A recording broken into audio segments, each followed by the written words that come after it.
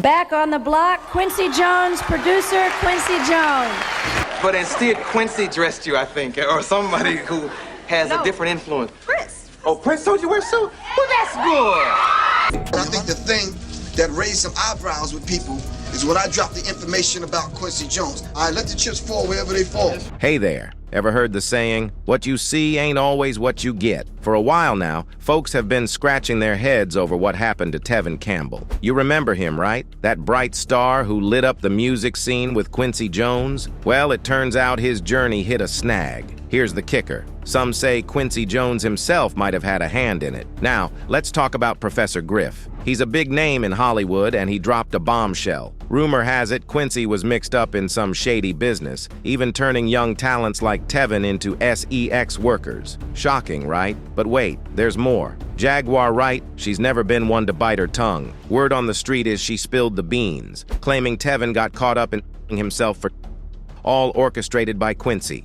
And you know what's juicy? Jaguar's track record. She spilled some major tea before, and it's often turned out true. Now, Tevin wasn't having any of it. He took to Twitter to clap back, warning Jaguar that his lawyer was ready to roll. But Jaguar, she wasn't backing down, not even a bit. She shot back in a video, saying she wasn't fazed by Tevin's. She stood firm, swearing she was telling the truth, no matter what. Now, this wasn't the first time Tevin had denied being involved in the rumors about him and Quincy. Back in 2018, Quincy Jones stirred the pot big time with a tell-all interview. He spilled some serious tea about loads of celebs, making everyone online go wild digging into his past. One big rumor was about him and Tevin Campbell, the famous R&B singer. People said Quincy did something bad to Tevin when he was still young. This wasn't the first time whispers like this had gone around, but this time Tevin had enough. He took to Twitter to set the record straight. Tevin said, "Now I'm trending and folks are saying some nasty stuff. Tevin was hurt by Quincy. Seriously, get out of here with that."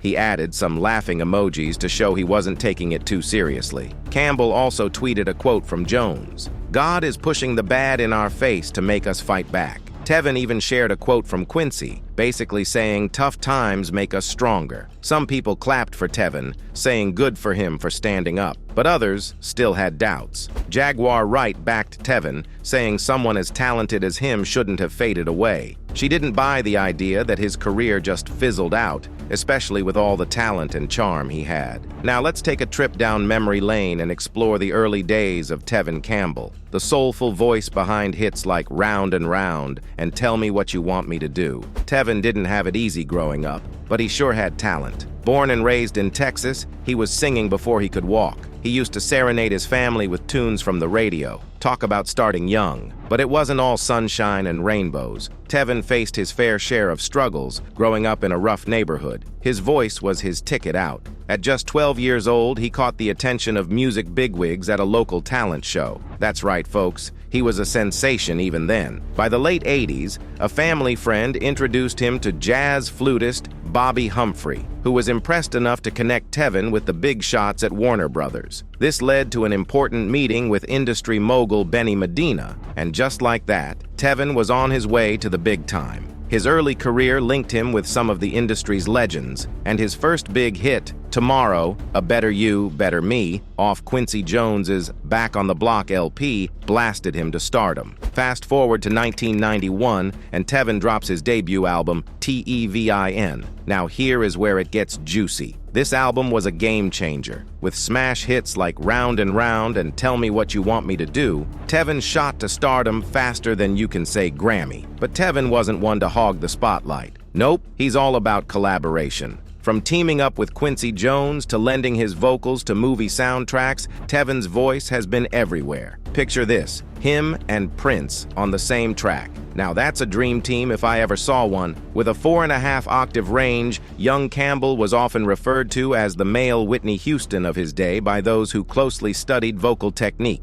He had so clearly researched Houston's approach to the song, right down to her riffs, runs, and builds, that his Altino countertenor on Alan and Marilyn Bergman's 1992 Quincy Jones produced one song off of the official Olympics Barcelona own a gold album, so completely followed the 1988 blueprint for One Moment in Time that one could be forgiven for believing the song was Whitney's, she would go on to perform it live repeatedly for presidents and in concert thereafter. The comparison was a big compliment that came with a lot of pressure, says Campbell. I just kind of wanted to be me, you know? Instead, he was packaged as a young, heartthrob. Talking about those plans after hitting his marks with major records like I'm Ready in 1993, Campbell admitted, I don't think the S symbol thing worked, but the love songs last. I don't think symbol thing worked. Even fans agreed with, as one user on X spoke about it, saying, I think it's funny that Quincy Jones thought Tevin Campbell could be an S symbol. Cracks me up every time it comes on. To prove his point, he gave an instance with Can We Talk, a song that was almost given to Usher, his contemporary at the time, earned Campbell a Grammy nomination, and has seen a resurgence in recent years thanks to a popular TikTok singing challenge. I had no idea at the time, like when I was 15 or 16 recording this song, that it would have that impact, says Campbell.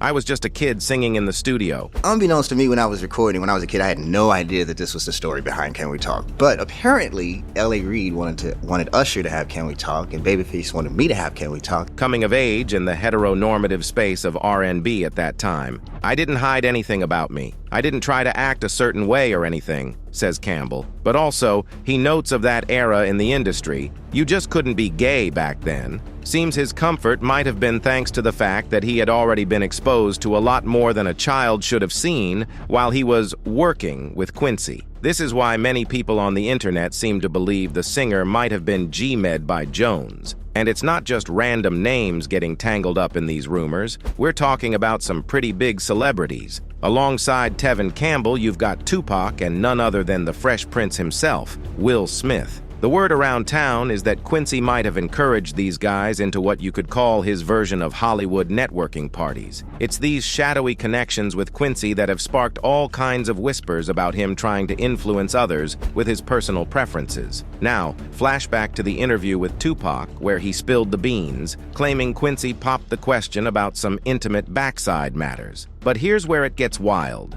That interview, gone from the entire internet. Conspiracy or not, it takes some serious clout to wipe out a chat like that. And since Tupac's not around to give us the 411, Quincy seems to have pulled a Houdini on the whole situation, leaving us to connect the dots. That's why, fast forward to today, there are whispers that maybe this is how Will Smith got into the scene and became, well, you know. And the craziest part? Rumors are swirling that he might be doing the same to other young actors. But hold up, let's backtrack a bit. Comedian Cat Williams spilled some tea in an interview, suggesting that Smith might be a power slave. Basically, that means he's letting other people control him behind the scenes. And who are these puppet masters? Rumor has it, it's folks like Quincy Jones. Speaks. Will Smith is not that he is solely on the merits of Will Smith or his family. There are 300 corporations that are a part of the Will Smith business. If you are the people that are in business with him, when you decide that you gonna do something, you can do it too. Now, word on the street is that Quincy once made advances towards Tupac Shakur. If you can recall, there was an interview with Tupac where he discussed Quincy Jones' purported S advances. Supposedly, in that interview, Tupac disclosed that Quincy had propositioned him, suggesting an intimate encounter. Strangely, this interview has allegedly mysteriously disappeared from the internet, leaving many to wonder if Quincy's considerable clout played a role in its removal. Given Tupac's absence to confirm the authenticity of the audio, it appears Quincy may have distanced himself from any such allegations. Even Tupac's friend Napoleon, when confronted with rumors of a relationship between Tupac and Quincy, vehemently denied them in an interview and staunchly defended Jones. But despite many attempts to conceal the interview, some fans claim to still remember to this day each and every word of the Tupac interview. One person actually commented on it saying, "I heard the audio of Tupac saying that about Quincy with my own ears about 10 years ago. Quincy is or was the key holder to the black music industry. Anyone at the top level had gotten there by partaking in his parties. But this is not the first time Tupac expressed his frustration on Quincy about his nasty actions. Back in the day, in an interview, Tupac lashed out on a lot of associates and made some daring remarks about them. Times in jail for a crime I didn't commit, while every other black person, whoever they was, babies in the Could it be that insinuations were being made about Quincy Jones as a figure who might have exerted influence to have his own preferences realized by others? Such conjectures are not entirely unfounded, especially when examining the close relationship between Quincy and Tupac during the latter's career. This proximity might have been viewed by some as an opportunity for Quincy to make advances towards Tupac. Their bond had deepened to the point where Tupac was allegedly contemplating a move from Death Row Records to Quincy's record label. Quincy has also been accused of allegedly preying on Jamie Foxx. In an interview with Access Hollywood's Scott Evans, Jamie Foxx dropped a bombshell about a crucial moment in his career that could have gone sideways if not for a timely intervention from none other than Oprah Winfrey herself. Foxx, known for his acclaimed portrayal of Ray Charles in the biopic Ray, revealed how Winfrey's unexpected call and subsequent actions turned his career trajectory around. She said, "You're blowing it," Foxx recalled. "Because we were just out hanging, we weren't taking the moment seriously." She said, "I want to take you somewhere so you can understand the significance of what you're doing." Winfrey then took Foxx to the home of record producer Quincy Jones, where an impromptu intervention had been set up, and while Foxx was doing an uncanny impersonation of Jones, he remembers being told, "You've done a great job on Ray, but you've effed everything else up now. You gotta buckle down, baby." At Quincy Jones's house, Foxx finds himself face-to-face with the man himself, along with another iconic figure, Sidney Poitier. Here's where it gets juicy. Poitier, a trailblazer in the entertainment industry, drops a truth bomb on Foxx, recounting a moment he observed Foxx at a party. But it's not a scolding, it's a moment of genuine connection. Poitier admits that Foxx's performance in Ray moved him deeply, inspiring him to grow artistically. It's a powerful revelation that leaves Foxx in tears, realizing the impact his work has had on a legend like Poitier. Foxx said, "I was like, yes, tears." And he says, "When I watched your performance, it made me grow artistically 2 inches, and I give something to you." Additionally, another artist that was allegedly involved with Quincy was Michael Jackson. Quincy and Michael's friendship goes way back. Quincy spilled the beans about their first meeting when Michael was just a kid, barely even a teenager. Imagine that. They crossed paths at Sammy Davis's crib when Michael was only 12. Crazy, right? Fast forward a bit, and Michael, with stars in his eyes, tells Quincy, "Hey, buddy, I need your help with my first solo album." Quincy was blown away by Michael's dedication. The kid was serious about his craft, studying the greats like Fred Astaire, James Brown, and even a bit of Elvis. No wonder they called him the King of Pop. But here's where things get spicy. Some folks started whispering about Quincy and Michael, raising their eyebrows at their close collaboration. I mean, come on. A grown man and a young prodigy making music together? It raised some eyebrows. Let me tell you, despite the rumors swirling around, Quincy and Michael became an unstoppable duo in the music.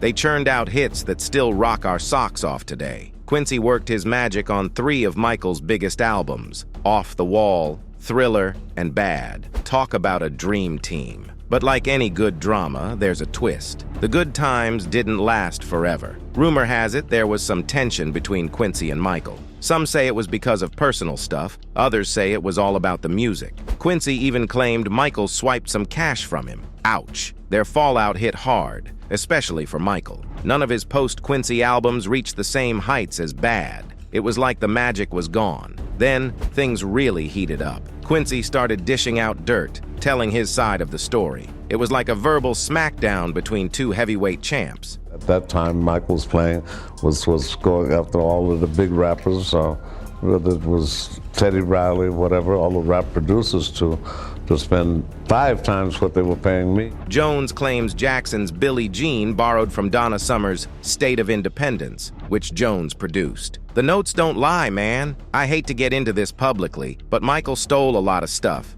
He stole a lot of songs, Jones told Vulture. Donna Summer's State of Independence and Billie Jean. The notes don't lie, man. He was as Machiavellian as they come. Greedy, man. Greedy. Quincy also said that Michael took ideas from other songs, too. He said Michael was greedy and tricky like a famous guy from history called Machiavelli. But Michael's family disagreed. Michael's dad, Joe Jackson, said Quincy was just jealous of Michael because Michael was so talented. Now, fans have spoken out about Quincy's alleged shady dealings, with one particular fan stating, "This is the dark side of all the industries. It's not so much that these people were or are gay." Another person added, "Wow, that's crazy to think that he is so many people. That's sick." Well, in the world of entertainment where rumors fly like birds in the sky, and for Quincy Jones, let's just say he's a bit of a mystery. People talk, but there's no smoking gun to prove anything. Yet the buzz doesn't die down. It's like there's a whole other side to him that we can't quite figure out.